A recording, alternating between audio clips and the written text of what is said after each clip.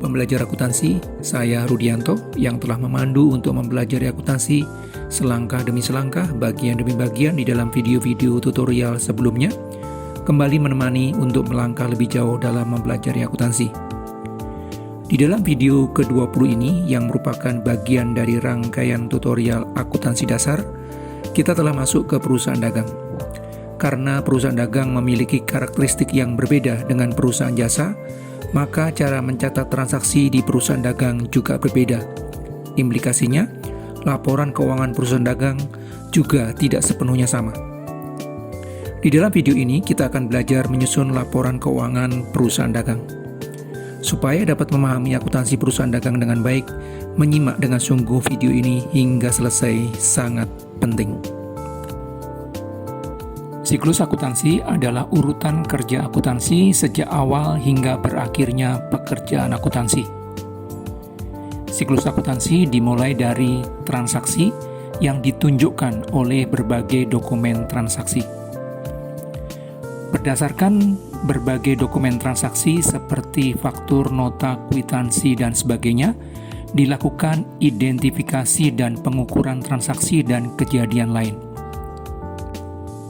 Hasil identifikasi dan pengukuran transaksi dan kejadian lain tersebut dicatat secara sistematis dan kronologis di dalam media yang bernama buku jurnal. Secara berkala, catatan sistematis dan kronologis tersebut dipindahkan ke berbagai akun di dalam buku besar dan buku pembantu. Proses memindahkan catatan dari buku jurnal ke berbagai akun di buku besar dan buku pembantu disebut posting. Berdasarkan saldo dari setiap akun yang ada di dalam buku besar dan buku pembantu, dibuat daftar saldo pada akhir periode akuntansi, yaitu berupa suatu daftar yang berisi saldo dari setiap akun yang ada di dalam buku besar dan buku pembantu. Setelah daftar saldo disusun, maka langkah berikutnya dilakukan penyesuaian, yaitu pencatatan berbagai informasi yang belum ditampung di dalam buku besar dan buku pembantu yang telah dibuat. Jika akuntansinya masih dilakukan secara manual, maka perlu dibuat neraca lajur yang berupa alat bantu untuk menyusun laporan keuangan. Tetapi neraca lajur ini bersifat opsional. Jika akuntansinya sudah menggunakan suatu program komputer akuntansi, maka akan dihasilkan daftar saldo yang telah disesuaikan. Berdasarkan daftar saldo yang telah disesuaikan tersebut, dapat disusun laporan keuangan berupa laporan laba rugi, laporan perubahan ekuitas, laporan posisi keuangan, dan laporan arus kas. Setelah laporan keuangan disusun, maka dapat dibuat jurnal penutup sebagai bagian akhir dari pekerjaan akuntansi. Walaupun daftar saldo setelah penutupan dapat disusun, tetapi bersifat opsional, artinya tidak harus disusun. Demikian juga dengan jurnal pembalik, juga bersifat opsional.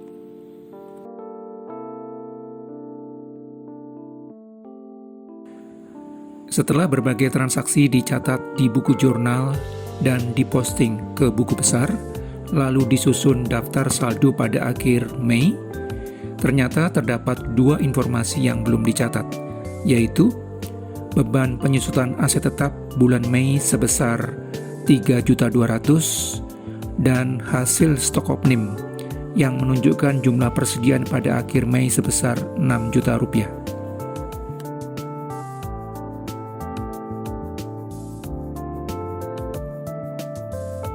Setelah daftar saldo yang telah disusun dipindahkan ke kolom pertama dari neraca lajur, maka langkah berikutnya adalah melakukan penyesuaian atas beberapa informasi yang belum dicatat.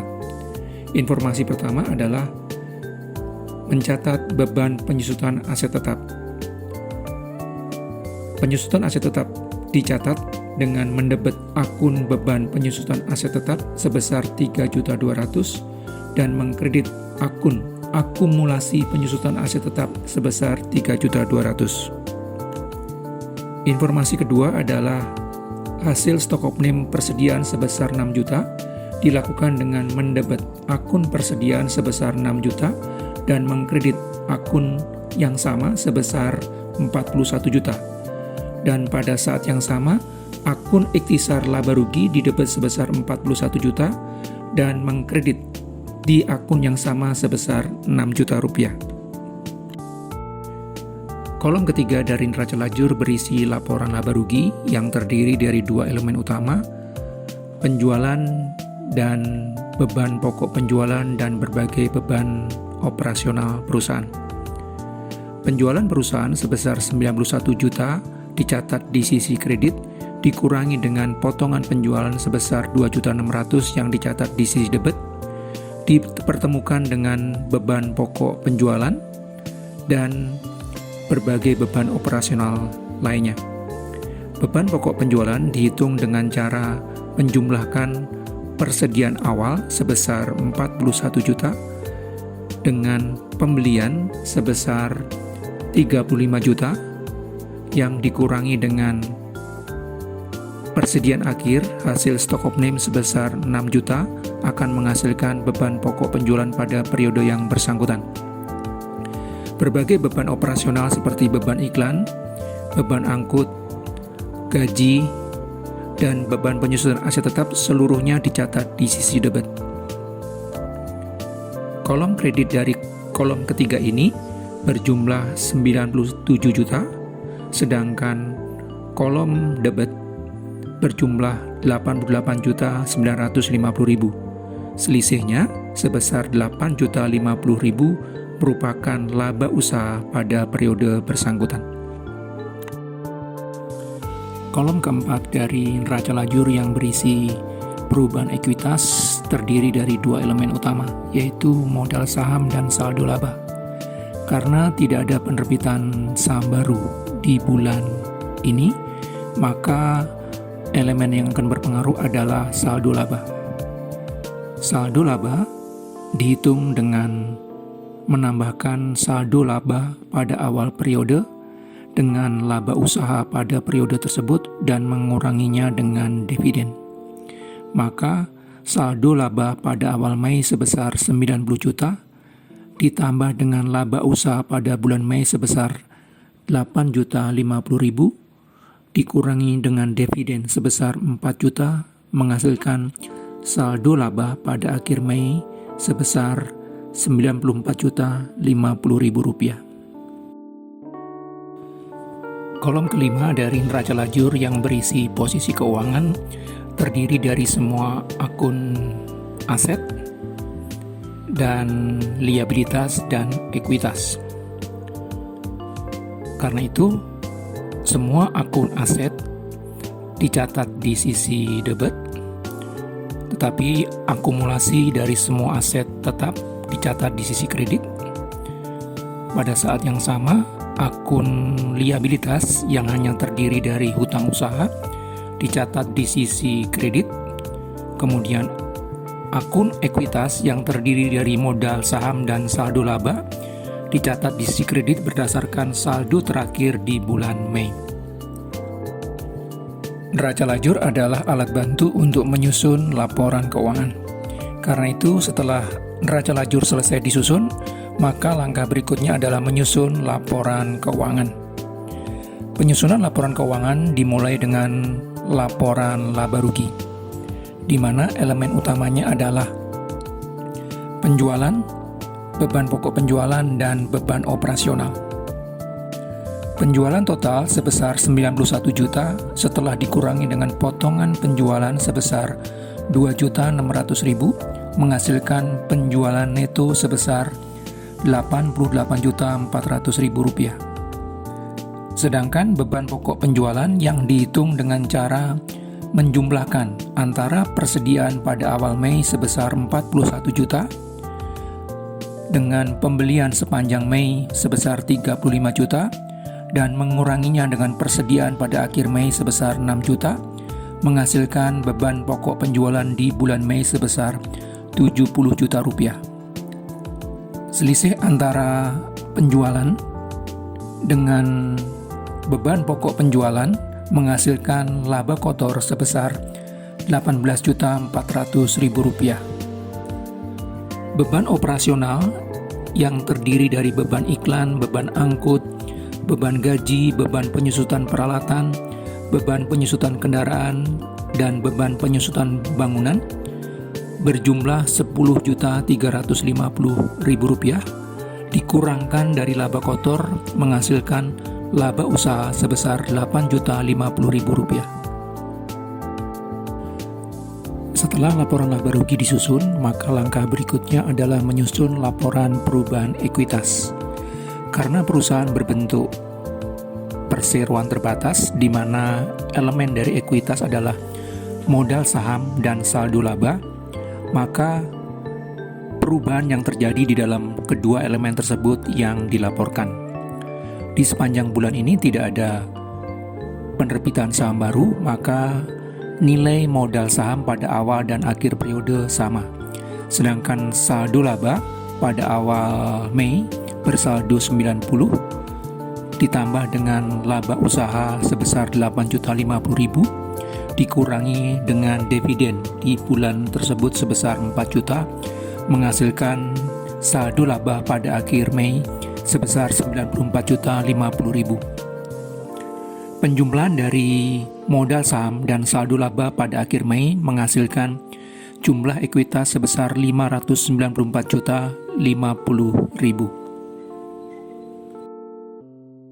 Setelah laporan perubahan ekuitas disusun, maka langkah berikutnya adalah menyusun laporan posisi keuangan, di mana elemen utamanya adalah aset, liabilitas, dan ekuitas.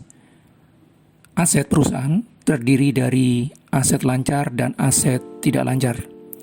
Aset lancar terdiri dari kas, piutang usaha, dan persediaan berjumlah Rp192.250.000. Sedangkan aset tidak lancar perusahaan terdiri dari peralatan kantor, kendaraan, bangunan, dan tanah yang berjumlah Rp525.800.000. Sehingga total aset perusahaan sebesar Rp718.050.000. Sedangkan liabilitas perusahaan hanya terdiri dari hutang usaha sebesar Rp124 juta dan ekuitas perusahaan terdiri dari modal saham sebesar Rp500 juta dan saldo laba sebesar Rp94.050.000, sehingga jumlah ekuitas perusahaan pada akhir Mei sebesar Rp594.050.000. Total liabilitas dan ekuitas perusahaan pada akhir Mei sebesar Rp718.050.000. Setelah laporan posisi keuangan pada akhir Mei disusun, maka perlu diperbandingkan dengan laporan posisi keuangan pada akhir April.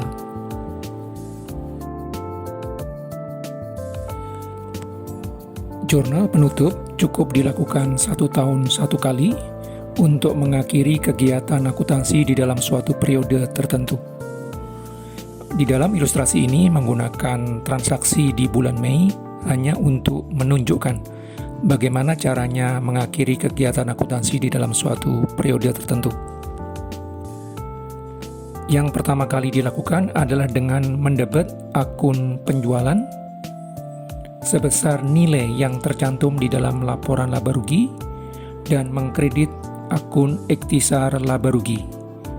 Dan pada saat yang sama, akun persediaan didebet sebesar nilai persediaan akhir pada periode tersebut. Langkah kedua adalah dengan mendebet akun ikhtisar laba rugi dan mengkredit akun pembelian, akun persediaan awal periode, dan semua akun beban operasional termasuk potongan penjualan. Langkah ketiga adalah dengan mendebet akun ikhtisar laba rugi dan mengkredit akun saldo laba sebesar jumlah laba yang dilaporkan di dalam laporan laba rugi. Langkah keempat adalah dengan mendebet akun saldo laba dan mengkredit akun dividen sebesar jumlah dividen yang dibagikan pada periode tersebut.